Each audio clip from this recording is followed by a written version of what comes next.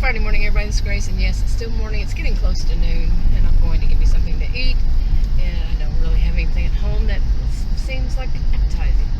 Anyway, I want to combine a few things together, such as dysfunctional family roles. I said I was going to do a video on that, and I actually did. And then I decided I can make it shorter and short and sweet. And the short and sweet part to that is not so sweet. It is basically that between my family and Adam's, I met and married Adam when I was 18. So between my family and his, they tried to put me in basically three different roles, the two families. And one of them was the hero. Another one was the scapegoat, unrightfully so. You know, I was not the bad kid. And the other one was the forgotten child. Now, the forgotten child is basically because my mother suffered from postpartum depression after she had me, and she never got over it. Never got past it. And to her, we all lived in the same family. My parents never separated or anything, and we lived in the same family home. And I was the forgotten child to my siblings. I was the scapegoat. And my dad wanted me as what some call the golden child. I refused all roles because I'm not a role. Got it? That sums it up in a nutshell. Okay, as far as Adams and that of being the scapegoat, it can go on behind your back, as a lot of people know. And the golden child, there's always pressure. The golden child, the hero. You got to make the family look good. That's too much pressure for a kid. To be in that role, a lot of people want to see it as negative because they say that those are the ones that grow up being the narcissist. That is not necessarily true in my experience. And this is just my opinion. I'm not a healthcare professional provider. Read the disclaimer in the description box below this video on YouTube. Cut it all out. Anyway, it's important to say that. But yeah, and Adams, they actually, different culture, different country.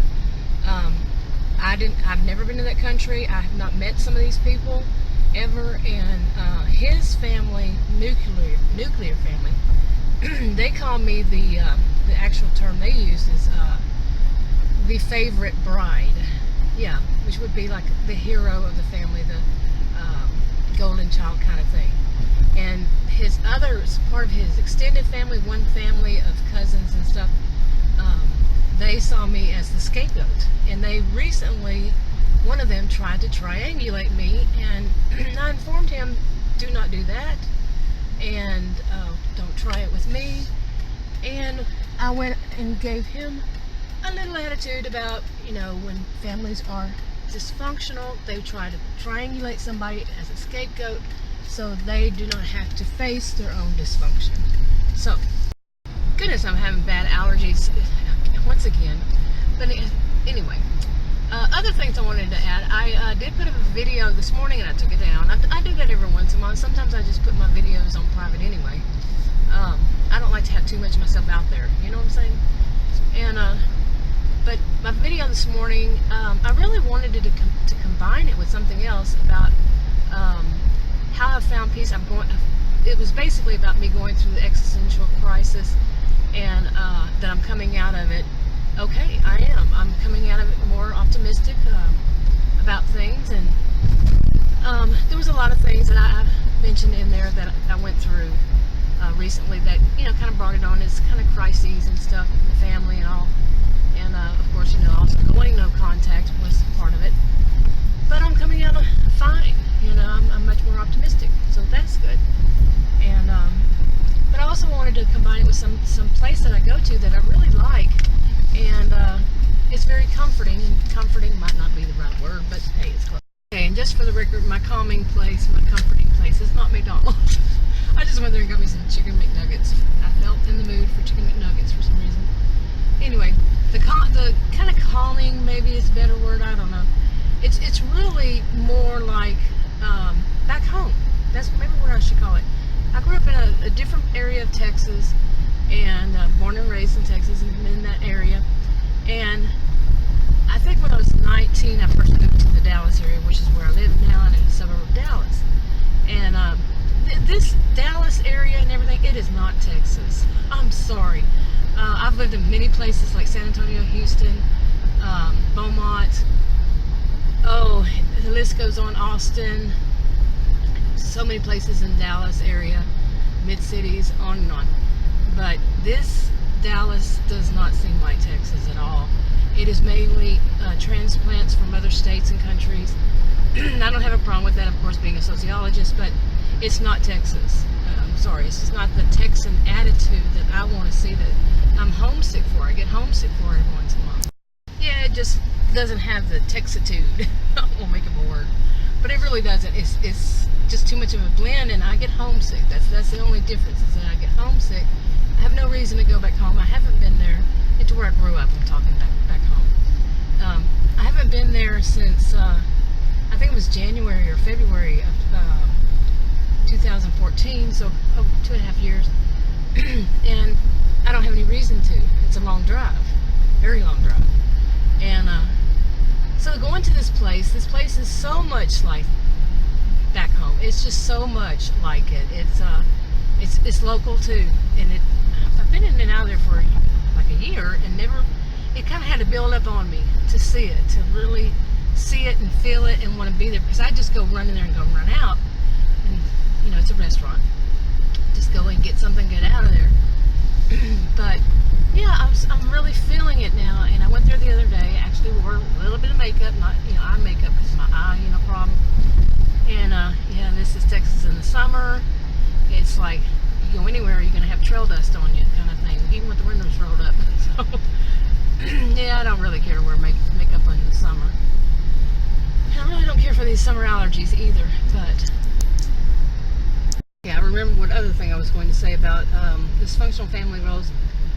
Like I said, I had made a video and I didn't put it up, and it's because I felt I could shorten it quite a bit. And then I saw somebody else that I watched had done the same thing, not the same thing, but it was on dysfunctional family roles.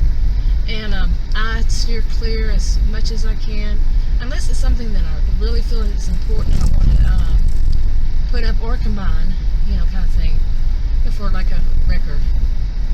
But anyway, I didn't put that one up by itself, and so like I said, I stay away from copycats, because one of the people who was in my life who was extremely toxic was a copycat type. I mean, everything from my favorite color to the way I had my hair styled or highlighted, how I wore it all around, everything. Even called her husband by Adam's real name. Adam's real name isn't Adam, but by his real name, and their names are very different. More than once, she just wanted to identify, and some would say that's flattering. No, it's not always flattering when somebody tries to steal basically your identity. No. And yes, of course, I've known her for most of my life, and she tried to steal my ideas. She tried to steal my identity. I'm not talking about like identity theft, as in my credit card number or anything like that. But my personal identity, anything that was about me, that especially if somebody complimented it, oh my goodness, the next thing she was telling the world, it's all about her. So yeah, I steer clear of that. But I'm going to go ahead and put this little video up because it's a combination and things I want to just say. But anyway, I think that's enough, and I'll talk to y'all later. Actually, I hadn't said everything I wanted to say. There was one more. Remember my crazy neighbor story, and as they were moved out, it looked like they moved, how many times? God, how many times I've said that? Yeah, no, they seem to be back in that house. Now, of course, yes, of course, they were working on it and everything. They've been working on it for months, putting new stuff, different things in it, on it, inside, outside, all that. But they were gone. Now they seem to be back. Maybe it's just, I don't know. I really don't know.